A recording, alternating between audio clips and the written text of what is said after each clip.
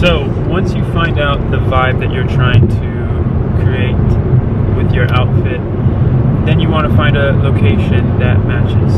That's important because you want the theme to just match overall, and the person that's looking at your content to just be like, whoa, this is cool, this is like a moment. Usually any kind of downtown area, we have downtown Phoenix that we're headed to right now, but whatever is like downtown, urban, lots of like streets and different colors and brick and things like that, there's so many different settings to play around with. And for us, we're going for more of like pastels, older looking buildings, things like that, which is going to match the vibe that we are trying to create.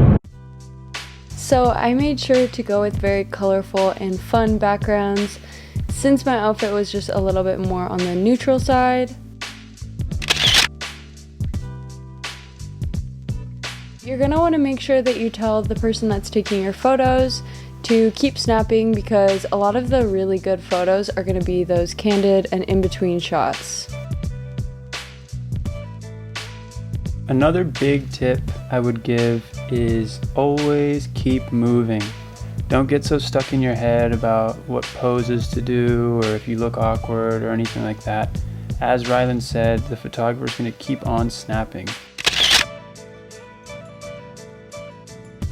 There's this really cool feature on iPhones where you can put the zoom to 0.5, and it gives this cool effect where it lengthens out your limbs and your movements, and if you just do these low reaching angles, it looks pretty cool in my opinion. Okay, so now you have your photos. What you're going to want to do is go through all the raw images. I like to put them in a separate photo album and go through and just put favorite each one that I like, just a rough run through, and then delete the ones that you don't like, the ones you don't need. It's going to be a lot of images because, like we said, the person taking the photos is just like snapping away. Yeah, so I try and get my photos down to about like 2 to 4, sometimes 6 photos. I first use Facetune. So basically for Facetune, the 3 tools that I use the most are going to be whitening, smoothing, and details. So I'm going to be whitening my boots just a little bit, and then I like to go in and whiten anything else of the background that I want to be a little bit brighter and pop more. So for example, there's this part of the wall which is a little bit white. So I'm just going to go back in and make it whiter. And if you get anything on like your clothes or your hair or any other part of the background that you don't want the whitening to get onto, then you go back in and basically erase those parts. So basically, for example, I got some on the blue or where the sky is, and I'm just gonna go back in and fix that so it doesn't blend in with the wall. Now I'm gonna go in with the detail tool on Facetune, and I like to detail certain parts of like my makeup, or I have a mole right here, a beauty mark, that I like to detail and make a little bit darker because I like to show that more.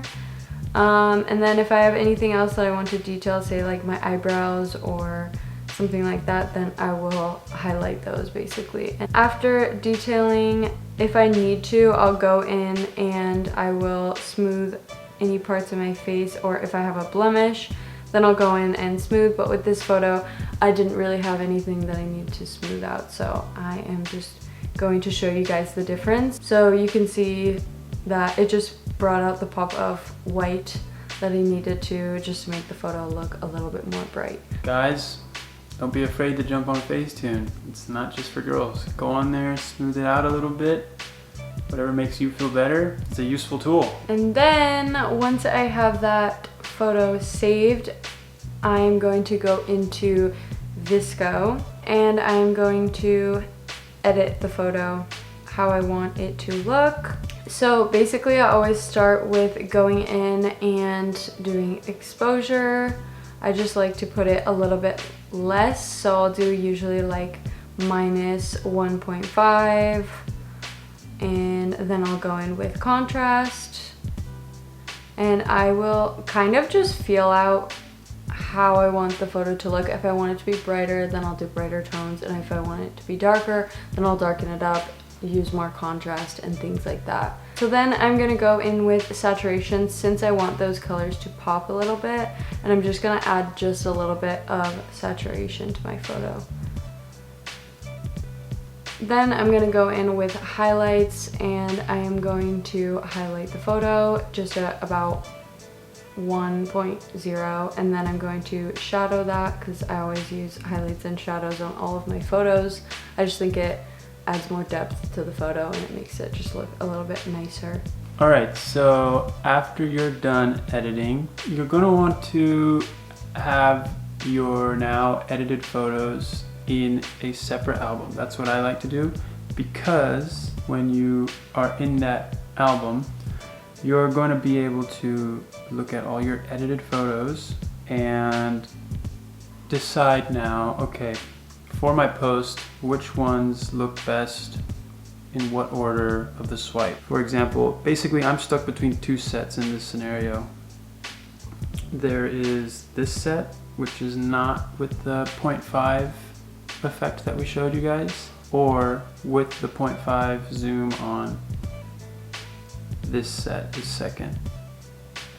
And I think I have more dope photos in the 0.5. So what you can do from this album, you can just remove from it, and now you're able to say, okay, which one do I want to go first on my post? There's an app called UNUM. You go in there and you're able to see your grid on Instagram as it goes. And a big boost to your Instagram game will be if you are intentionally planning out your posts and seeing what looks best with your feed. So for example, this right here, these bottom 6 squares, these are my 6 most recent posts. We're gonna see how this looks, and now you get to play around with your feed and see what's gonna look good in a row. I don't necessarily like this, but let me see if, for example, this one looks best there. Oh, see, so now that I'm looking at it, I actually like this one as the first picture, and I'm gonna find something else for that end piece. But for example, now you see I can plan my feed out. So this looks really good in this square. That's just a cool extra tip. UNUM, really useful app. So there you have it. That is how we go about our content creation. We hope that we were able to give you guys some useful tips. If you enjoyed the video, please do us a huge favor and click that subscribe button down below. It would mean the world to us.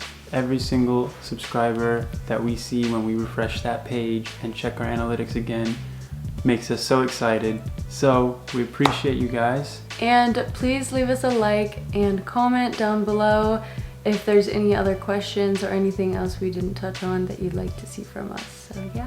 Yes. Thanks again for tuning in, and we will see you next time.